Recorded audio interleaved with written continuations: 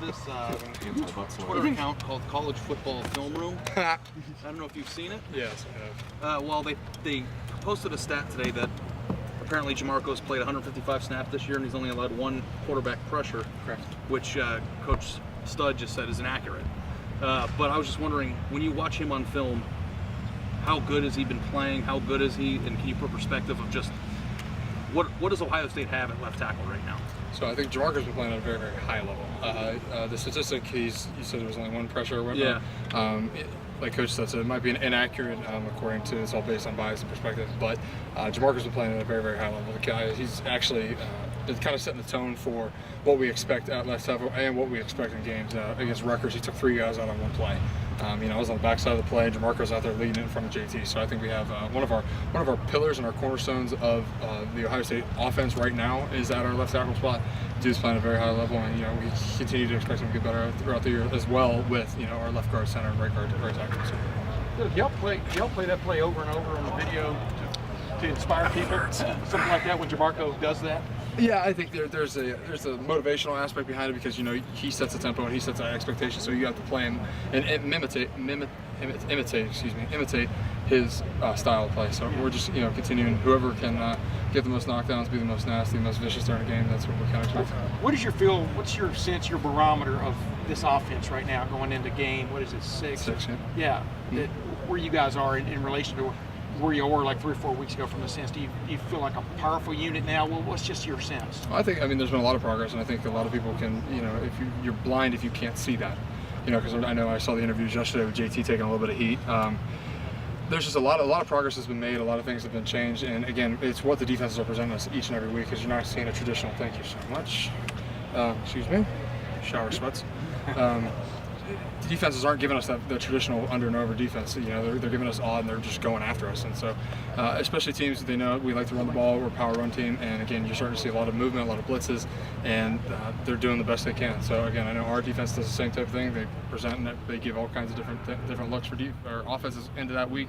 We're seeing a lot more things, a lot more passes, and different run plays to attack a defense. Billy, last year you guys really controlled the line of scrimmage with Maryland. You were getting 5-6 yards.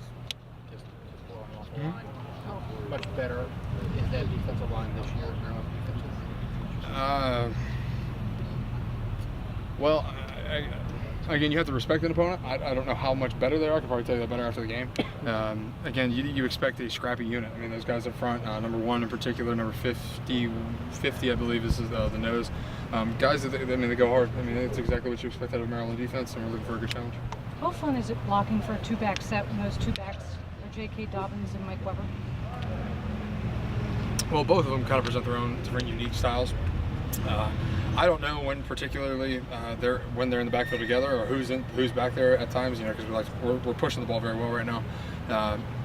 But again, whoever's back there, we expect them to get the first down to go make those plays. To trust your offensive line and go cram it up there. To get those 2, 3, 4 tough yards and then go break a tackle, and make a couple more moves.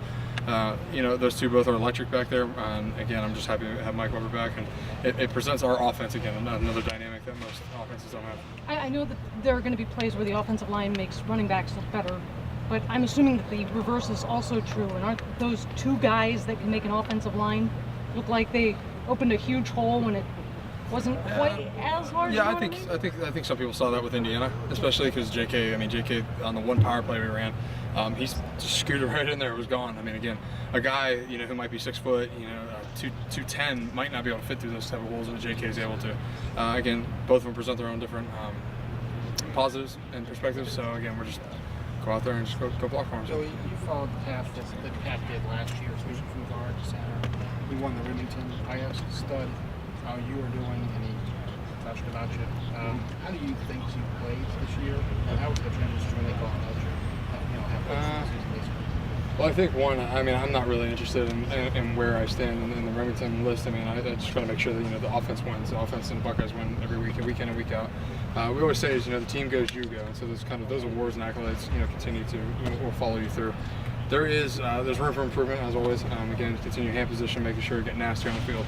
As we talked about Jamarco, making sure that you match that tone. Even though you might be on the backside of the play, you might be 10 yards away from the play. Match that intensity, match that that viciousness, that mean streak that the Ohio State offensive line is supposed to have. So and bring guys with you. Bring Brandon Bowen, bring Mike Jordan, bring Isaiah Prince. Take those turns and just put shots on defenses. So we're looking. Again, there's room for improvement.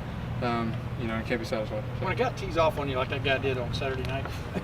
We're going back to this. Yeah. Well, no, I'm not going back, but what's your initial thought? And you have to curb the enthusiasm, so to speak, and get back in there. So my initial thought, keep this PG.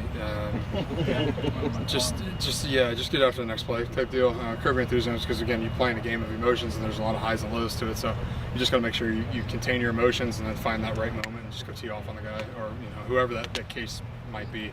On that particular play, he was substituted out the next play. So the poor soul, whoever comes in next, that's who you got to just go off and tee off on. But are you going? Is it going through your mind? Was this guy getting even for something? Or was this guy just jumping the snap? You understand what I'm saying? I mean, yeah, and as the game progresses there. Just the Buckeyes won, so it was 49-0 at that time. So Ohio State won, and that's all we're gonna go with that one. Hey Billy, you said you'd seen the video of JT getting a little incredulous about being asked about the deep ball, like for the fourth time in a row, I think it was. Mm-hmm. You sound like you share that incredulity. Yeah, I mean, there's a little bit of it comes on the offensive line, because if you're talking about a deep pass, you're talking about offensive line being able to protect up front, making sure that he has those 4 or 5 seconds for those longer routes to be able to open up and get past the safety, and for him to be able to step up and throw the ball 45 plus yards down the field. So there is a little bit of ownership on that with the offensive line, and people are like, he can't throw the ball, he's got pass protection issues, this and this, and there's a lot of other elements that go into it. Again, it's a work in progress. So it's something that we continue to craft throughout the season. I know our offensive coaches, Coach Day, Stud, Smith, and the rest of the crew, Wilson, they're in there and they're making sure that the packages that we put out there on Saturday are going to be successful for us. When you watched that video, do you know which outlet you gave the video clip to? I should know this. I know. I think it was. I actually think it was you. I think it was Ozone. I think it was, yeah. Billy. I think it was. No, I seriously think it was, because there was like somebody wanted the video, the GIF of it, and then it came out. So. Did you read our analysis after that, though? No, I had a midterm, so I was worried on that one. I thought you were giving up reading about the team a couple weeks ago. Yeah, sometimes you Back just in gotta it. change your perspective. Change your perspective and understand. Take everything with a grain of salt, because things could be a lot worse. Things could be a lot worse. So. And you just got to be thankful for where you're at, who you're with, where you're around, and the guys that I'm with. I mean, being a fifth-year senior, I'm already halfway through my final season. And again, I got 12 guaranteed games, and then I'm out of this place. And you kind of sit back and you're like, well, I want to go put another Big Ten championship on the wall. I want to go put my name next to Pat over there. There's some games down the road that have a little bit of extra meaning for me. So, and just really looking forward to it, and kind of just change the perspective. And again, college football room, whatever that site was, they don't know our scheme. They don't know what goes on. They don't know the responsibilities. But what matters is what's inside this building, in those locker rooms, in those meeting rooms, and then just kind of go from there. Coach Studraw said a while ago that when I asked him, he said there are 3 guys now on the depth that he wouldn't mind putting in there besides you 5 guys, Brady, Matt Burrell, and Thayer Munford. Do you feel that depth coming on? What's your sense of the depth in your room right now?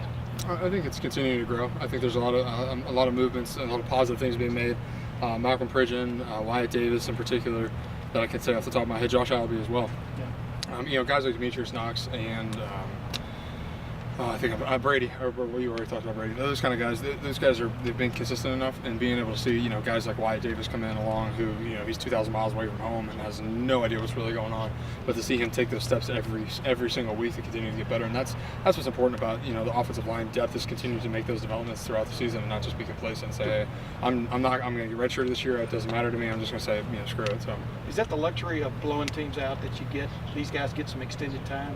Yeah, I mean, a little bit. Yeah, I think that, especially for our twos too, kind of continue their development and kind of get that taste of the game. I think that's probably the most important thing is, you work so hard and you never get that taste of, the reward or payday for us, what we call it.